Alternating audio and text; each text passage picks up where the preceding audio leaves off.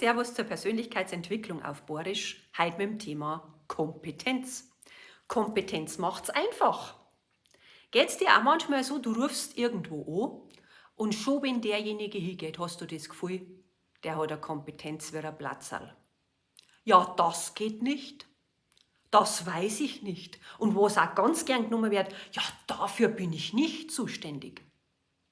Woher kommt jetzt so eine Grundeinstellung, dass du als Anrufer das Gefühl hast, der ist nur damit beschäftigt, dich abzuwimmeln, anstatt dir auch nur ein kleines bisschen weiter zu helfen?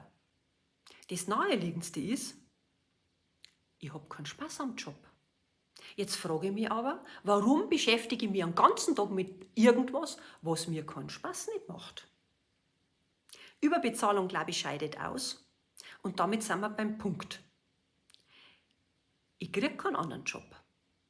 Und dabei ist völlig wurscht, ob ich eine alleinerziehende Mami habe, die wo nur ein bestimmtes Zeitfenster erübrigen kann, meine eigene Bildung nicht gelangt. Oder. Ja, vielleicht kann ich im Moment nicht meinen Wunschjob ausüben. Aber ich kann vielleicht einen sinnvollen Zwischenschritt machen.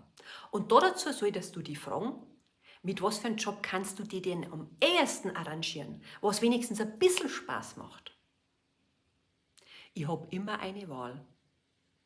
Immer eine freie Wahl. Wenn du in der Früh im Bett aufwachst, triffst du die erste Entscheidung des Tages, nämlich dass du aufstehst.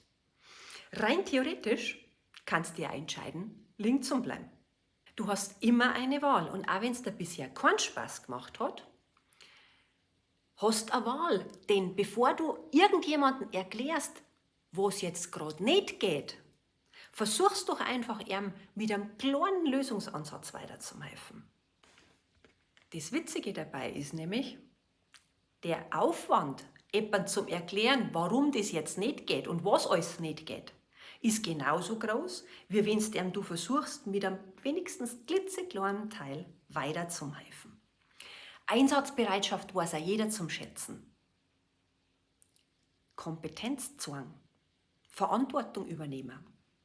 Übrigens, je mehr Verantwortung ich übernehme, umso besser wäre ich zahlt. Oder was glaubst du, wer verdient mehr im Flugzeug? Das Bedienungspersonal oder der Pilot? Denk mit und verbreit gute Laune, weil das steckt nämlich an.